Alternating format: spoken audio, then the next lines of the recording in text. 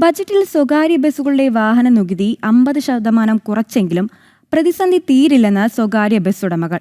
വിദ്യാർത്ഥി കൺസെഷൻ നിരക്ക് ഉൾപ്പെടെയുള്ള വിഷയങ്ങളിൽ സർക്കാർ അടിയന്തരമായി ഇടപെടണം.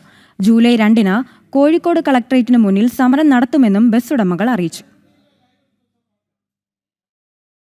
നികുതി കുറച്ചതിലൂടെ ഒരു ബസ്സിന് പ്രതിദിനം 100 രൂപ മുതൽ 150 രൂപ വരെ മാത്രമാണ് ലാഭമുണ്ടാകുന്നത്. ഇത് പര്യാപ്തമല്ല. ഡീസൽ വിലക്കയറ്റവും സ്ത്രീകളുടെ സൗജന്യ യാത്രാ പദ്ധതിയും സ്വകാര്യ ബസ്സുകളുടെ വരുമാനത്തിൽ ഇടിവുണ്ടാക്കിയതായും ബസ് ഉടമകൾ പറയുന്നു. ഒരു ബസ്സിന് പ്രതിദിനം 1000 രൂപ മുതൽ 4000 രൂപ വരെ വരുമാന നഷ്ടം സംഭവിക്കുന്നുണ്ടെന്നാണ് വിലയിരുത്തൽ. കുന്നമംഗലം, താമരശ്ശേരി, മുക്കം, ചിലവൂർ മേഖലകളിലാണ് ഇതിന്റെ ആഘാതം കൂടുതൽ അനുഭവപ്പെടുന്നത്. ഗതാഗത പൊതുമേഖല സംവിധാനങ്ങൾ ഗവൺമെൻറ് കൊണ്ടുവരണം. അങ്ങനെ വരുന്ന സമയത്ത് ഈ പ്രൈവറ്റ് ബസ്സിനെയും കൂടിയും അതിൽ ഉൾപ്പെടുത്തുക. അങ്ങനെ വരുന്ന സമയത്ത് ഇതൊരു വ്യവസായമായിട്ട് അംഗീകരിക്കുക.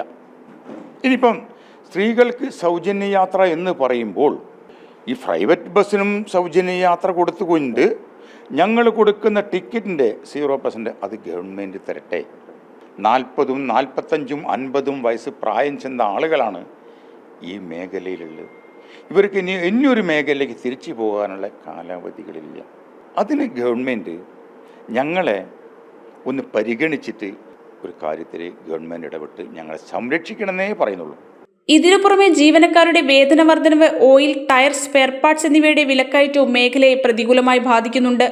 വിദ്യാർത്ഥികളുടെ കൺസെഷൻ നിരക്ക് വർഷങ്ങളായി പുതുക്കാത്തതും മറ്റൊരു പ്രതിസന്ധിയാണ്. 2012 ജസ്റ്റിസ് രാമചന്ദ്രൻ കമ്മീഷൻ വിദ്യാർത്ഥികളുടെ കുറഞ്ഞ നിരക്ക് 5 രൂപയാക്കാൻ ശുപാർശ ചെയ്തെങ്കിലും അത് നടപ്പായില്ല. പിന്നീട് സമർപ്പിച്ച രഘുരാമൻ കമ്മീഷൻ റിപ്പോർട്ടിലെ നിർദ്ദേശങ്ങളും സർക്കാർ നടപ്പാക്കിയില്ലെന്നാണ് ബസ് ഉടമകളുടെ ആരോപണം. ആവശ്യങ്ങൾ ഉന്നയിച്ച് ജൂലൈ 2-ന് കോഴിക്കോട് കളക്ടറേറ്റിന് മുന്നിൽ ധർണാ സമരം സംഘടിപ്പിക്കാനാണ് കേരള ബസ് ഓപ്പറേറ്റേഴ്സ് ഓർഗനൈസേഷന്റെ നീക്കം. ജനം, കോഴിക്കോട്.